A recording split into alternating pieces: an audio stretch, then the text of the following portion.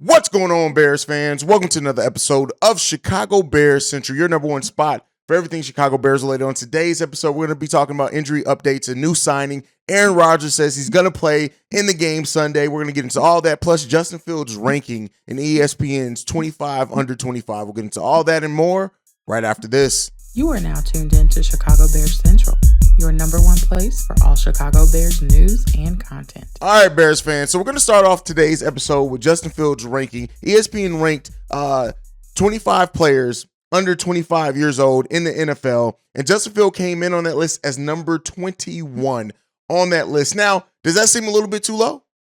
I think so, personally, myself. When you look at the play of Justin Fields and just how important he is to that Bears offense, it looked really good when he was in there. And then we saw it with one game out, just looked completely different. There are only 3 quarterbacks on the list, 4 if you include some honorable mentions, but it's Fields, Jalen Hurts, and Tua that have made that list. And so Tua and Hurts ranked at number 9 and 10 on that list. So quite a bit ahead of Justin Fields with that. And looking at Tua in the season that he's having, I kind of understand that to a degree. Hurts, I can understand it as well, being objective.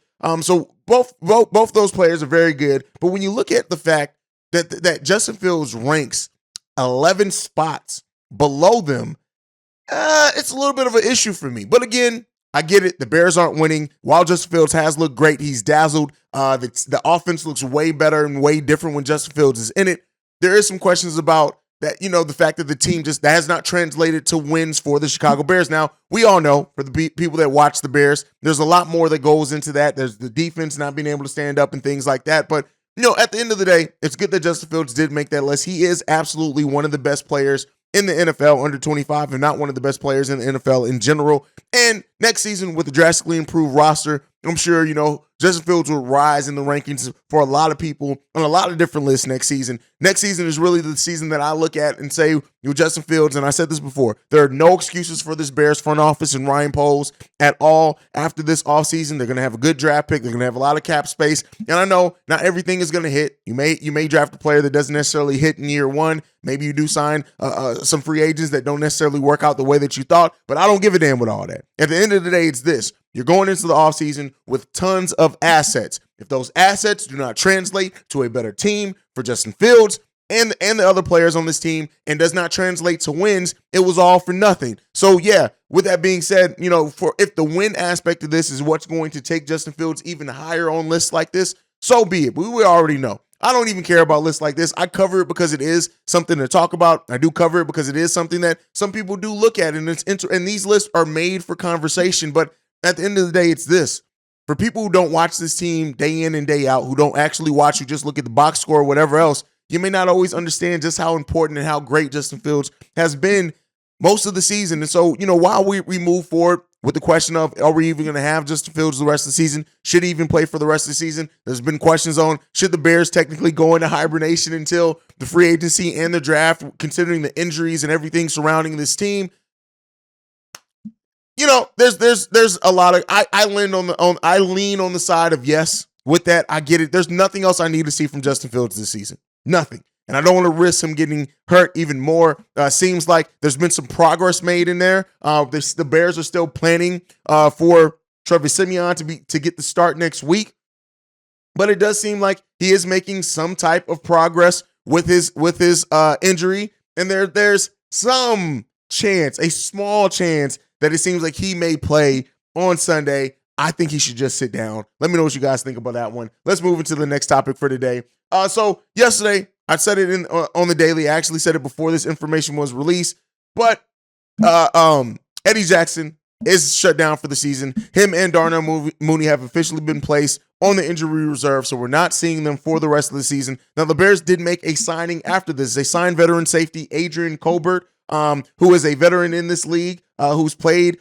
He was a former 7th-round pick in 2017.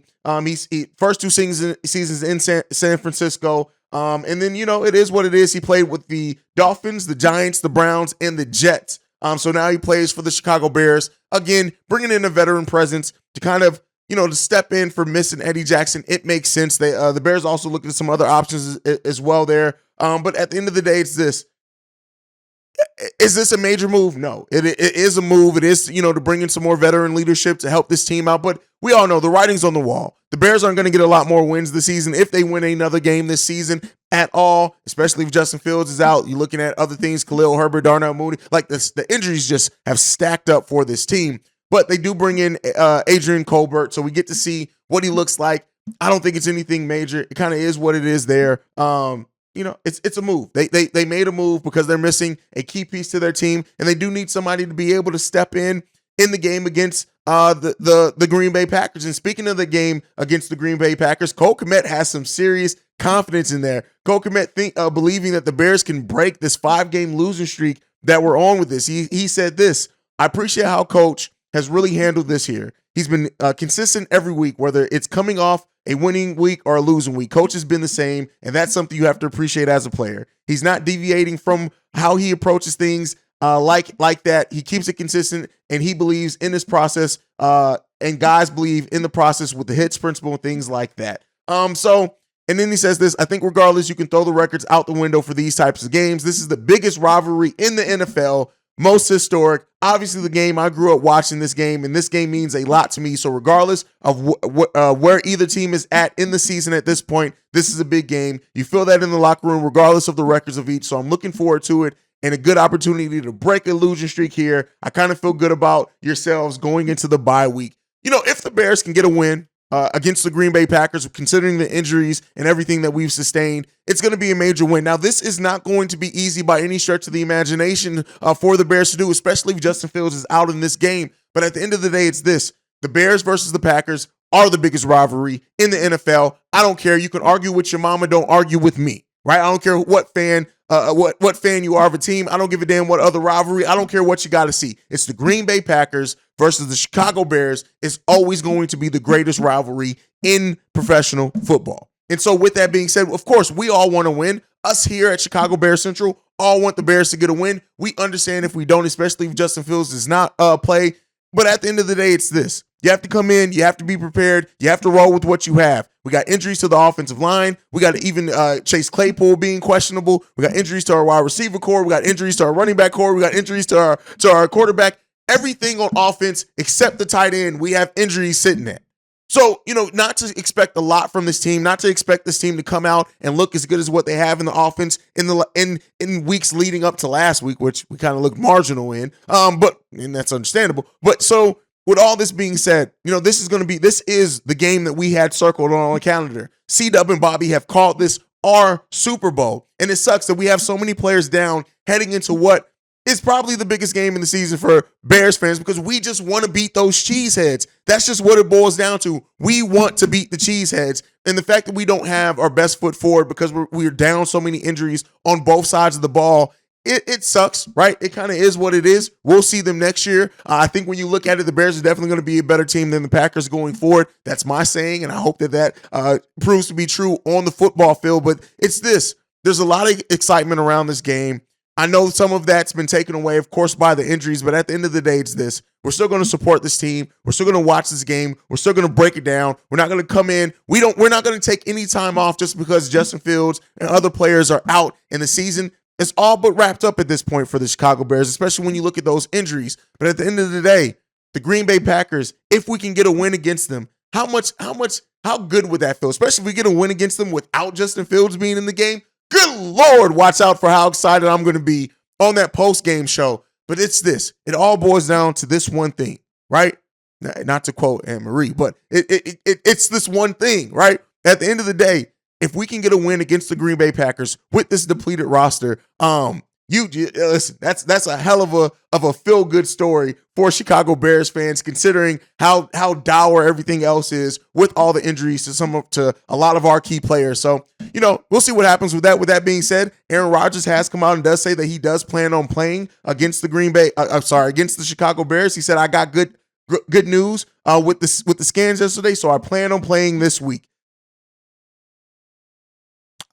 Listen, and at this point, it really doesn't matter whether it's him, whether it's Jordan Love, considering how depleted the Chicago Bears are, considering how bad the defense has been playing as well. I'm sure they're licking their chops to come and play against the Chicago Bears. But at the end of the day, it's this: listen, Jack Sanborn about to put somebody on their ass, right? That's all I need to see. Regardless of win, losses, whatever, if I can see Jack Sanborn put Aaron Rodgers on his ass 1 to 2 times in this game, that's a win for me. That's a win for me. I know no moral victories in sports. It kind of is what it is. Either you win or you lose or you don't. Or I guess you can tie in football. But at the end of the day, it's this, right? I'm petty. You guys all know my alter ego, Petty Roosevelt. I am petty as hell, and I want to see the Chicago Bears beat the Green Bay Packers. I don't give a damn if I got to line up for the Chicago Bears and play at something. I will put Aaron Rodgers on his ass. But, with all that being said, it's this, man. We go in.